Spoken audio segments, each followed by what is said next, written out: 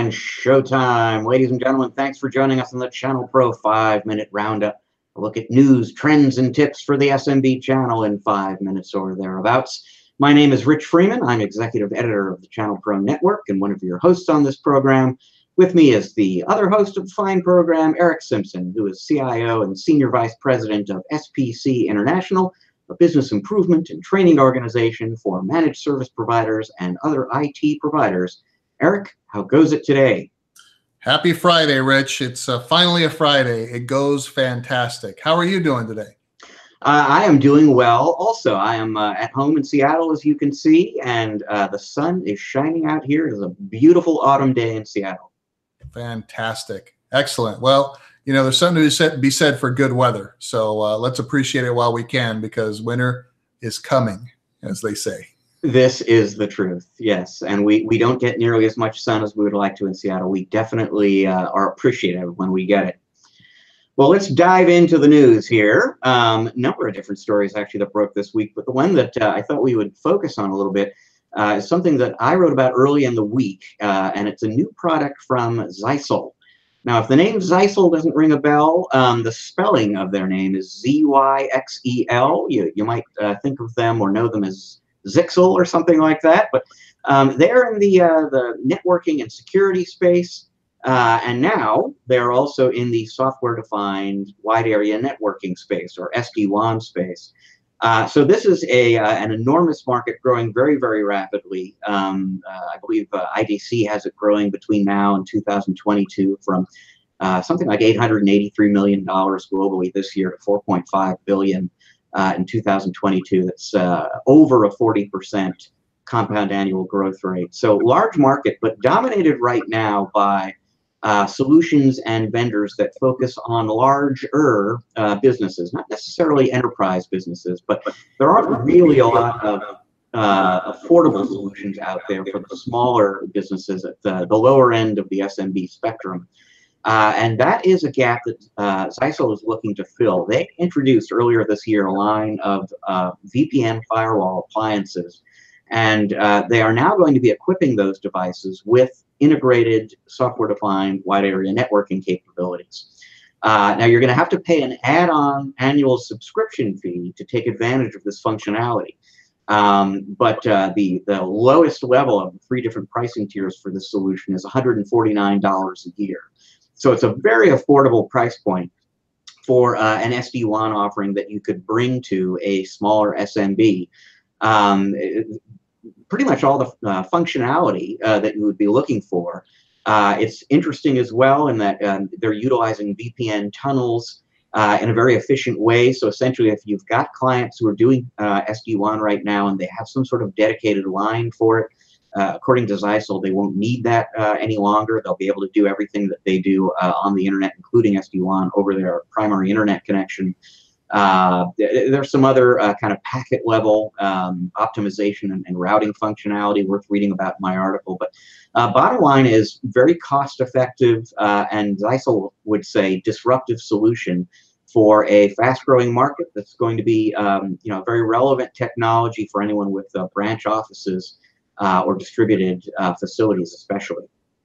Yeah, what a game changer, Rich, for small and medium business owners, because you know, the proper implementation of SD-WAN helps to reduce the need for lots and lots of bandwidth, because we're able to, you know, basically prioritize and guarantee, segment bandwidth for high priority applications, things like that. So somebody that's, you know, spending a lot more than $149 a year for all that extra bandwidth could see some significant cost savings. So I think that's great that type of technology is being brought down to, you know, the small and medium business level and made available to our providers, you know, that don't really require lots and lots of high-level certifications and partner fees and things like that from some of these larger networking vendors that we know about, you know, to be able to resell these types of solutions. So I think it's a win-win all around.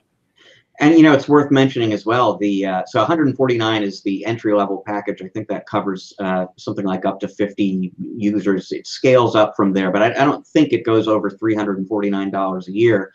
at the high end. And what you're getting for that is not only the SD-WAN technology we're talking about, but some other subscription software from Zyxel. They've got a content filtering tool and another solution that you can use to either throttle or block bandwidth clogging sites or solutions. I mean, if you don't want people using Netflix at work or something like that, for example. So there's actually more than just the SD-WAN you're getting for that annual subscription fee, and it's even if you were just getting that, it would be a pretty attractive price point.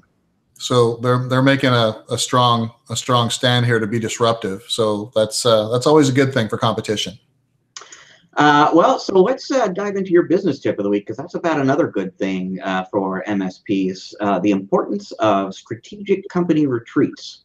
Right. So yeah, so the tip of the week is all about how to get the most out of our teams and our staff, how to promote our vision as leadership, get everyone on the same page, rowing in the same direction, understanding how their role in the organization and their execution and accountability of the things that they're responsible for roll up into the overall company milestones and goals, and ultimately the CEO's vision. And I love to participate with my consulting clients when they're scheduling company retreats. And a company retreat, doesn't have to be flying everybody to Barbados or something like that, but it certainly can't be something that you call on a Saturday at the office either, right? You want to take your team and take them outside of the work environment and make it a 2-day event, maybe a local hotel, rent a conference room. You don't have to rent rooms and everybody sleep there at night, but have it outside of your offices and facilities. So you have kind of a clean slate. Ideas will be generated there. Make sure you got plenty of whiteboard space, have food brought in, and then have some team building activities after. We're gonna work hard, but it'll all be strategic. And in the evening, we're gonna have events, activities, hopefully team building activities where people are doing things together as a group or against teams within the organization. Come back in the next morning, have a nice breakfast, do about a half a day, and then everybody gets out of there understanding how we did this year, what our goals and strategies are for next year, how we're going to execute those strategies, and get feedback from the team on ways that they can find in their business units or in their role and responsibilities to maybe accelerate or maybe tweak and tune. I mean, this is kind of spitball session. You've got a framework. You want to make sure we reinforce the vision, the mission, the goals, what we stand for, right, as an organization. Make sure that everybody understands that, and walk away with a strategic plan now that you're going to implement and measure it quarter over quarter. And then you can have quarterly meetings to talk about our progress towards those big goals. And then at the next company retreat, evaluate the effects and do it all over again. And it really gets the team feeling like, a SEAL team, right? We've got a mission. We know what we're doing. We're all rowing in the same direction. We're going to take the beachhead and we're going to win. And, for me, the piece of that's really important is the feedback element of that. I mean, the whole thing is important, but, when people feel respected, when they feel heard, when they feel like they have an opportunity to contribute, they really buy in. They get invested in anything, any endeavor, and certainly in a business.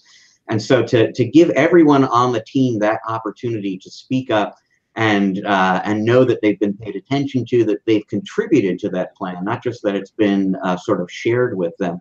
I think that's really going to send everybody back to the office, energized and ready to really pitch in. And that's when you're really going to get your best out of people. You're right, Rich. That is so important, to get people to feel like they've been able to have input into the process. And so they feel a sense of ownership, and everyone always performs better on an idea that they felt that they've helped craft and execute, right? So, and this is all about getting feedback. So, as leaders, when we're conducting these things, the quiet staff members, we're going to get them to speak up, and we're going to, get them to loosen up, and we're going to pull this out of them so they feel part of the team. And, part of our jobs as leaders is to push, our teams outside of their comfort zone a little bit. I mean, how else do they grow otherwise, right? So really, really good point. Well, and good point on your part. I hope people will, make time. We've spoken before about the value in attending events and conferences, and it's a similar kind of thing. You got to make time for it, but it really does pay off. Now we have time just for one more story this week, and I'll sum it up for you in 3 words: beer for dogs. Yes, ladies and gentlemen, we learned this week that there is such a thing as beer for dogs. And this has existed for a while, apparently. Maybe I'm just the last person to find out that there is beer for dogs. But this week there was some new coverage of a new brand of beer for dogs called Good Boy Dog Beer, made by some folks in Houston who had an ailing pooch. And they mixed up some elixir to help his digestive process a little bit. They're home brewers. They use some of the same equipment they use to make their own beer to make this potion for their dog, and they realized we're basically making dog beer. Why don't we sell it as dog beer? And so now they have this line of Good Boy Dog Beers. It comes in crotch sniffing ale, IPA lot in the yard, and a number of other creatively titled varieties. Meanwhile, I went online. I'm looking around. Is this the first dog for beer out there? Absolutely not. There is Bowser beer that's been available for a while. What else? VAT 19, Beer Paws. This is a whole thing I didn't even know about. Dog beer. Now, to be fair, these are non-alcoholic. Non-alcoholic beer. Yes, that is an important distinction. Because the last thing you want is, to get upset with your dog that all he's been doing is binging on dog beer and, laying around on the couch all day, like, get a job, right? So, yeah, good stuff. Yeah, drunken dog. Yeah. Probably not a good idea. Coming in at 4 a.m, all, woof. Hard enough to get that guy out for a walk as it is. And, yeah. Well, thank you very much for joining us, ladies and gentlemen, for the latest episode of the ChannelPro 5-Minute Roundup. If you like the show, you'd like to see future ones, take a look at some of the ones we've recorded in the past. What you want to do is subscribe to the ChannelPro Network channel on YouTube.